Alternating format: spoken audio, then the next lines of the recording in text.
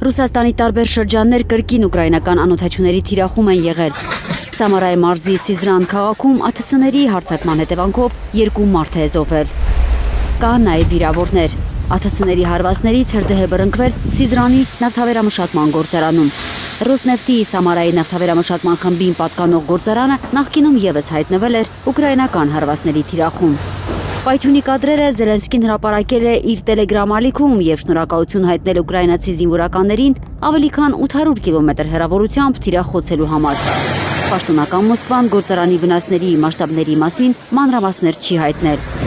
Ռոստովի մարզում խոցված ԱԹՍ-ների բեկորների հետևանքով բռնկված անտառային հրդեհները մարվել են։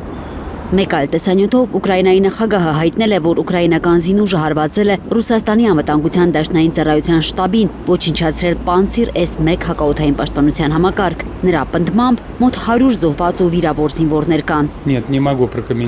Կրեմլը չի հաստատել այս տեղեկությունը և հարցը վերահասցեագրել է Ռուսաստանի պաշտպանության նախարարությանը։ Ռուսական զինուժի հարվածներից վիրավոր կա Դնեպրում, Կիևը պահանջում է հեռացնել Ռուսաստանին ՄԱԿ-ի անվտանգության խորհրդից քաղաքացիական բնակավայրերը թիրախավորելու համար։ Անդամ պետությունները պետք է մեխանիզմներ գտնեն Ռուսաստանին ՄԱԿ-ի անվտանգության խորհրդի մշտական անդամակցությունից զրկելու համար։ Մոսկվան հատուկ զինամթերքով Իսկանդեր M հրթիռներ է տեղակայել Բելարուսում։ Ռուսաստանի պաշտպանության նախարարությունը կադրեր է տարածել և հայտարարել, որ միջուկային զինամթերքը հասցվել է հրթիռային բրիգադի դիրքային գոտու դաշտային պահեստային կետեր միջուկային ուժերի զորավարժությունների նպատակով։ Վարժանքներին մասնակցում է ավելի քան 64,000 զինվոր և ավելի քան 7,800 միավոր տեխնիկա։ Երրորդյա զորավարժությունները մեկնարկել են մայիսի 19-ին և անցկացվում են ինչպես Ռուսաստանի, այնպես էլ Բելարուսի տարածքում։ Արդյոք Ռուսաստանի և Բելարուսի միջև համատեղ միջուկային զորավարժությունները ազդանշան են Եվրոպային և ՆԱՏՕ-ին, այսօր Կրեմլի խոսնակին հարցրել են լրագրողները։ Ցանկացած զորավարժություն բանակաշինության մաս է և ցանկացած զորավարժություն ազդանշան։ Միևնույն ժամանակ Մոսկվան շարունակում է հայտարարել, թե պատրաստ է բանակցությունների, սակայն իր պայմաններով։ Ռուսաստանի արտգործնախարար Սերգեյ Լավրովը խոսել է նաև ամերիկյան միջնորդության մասին։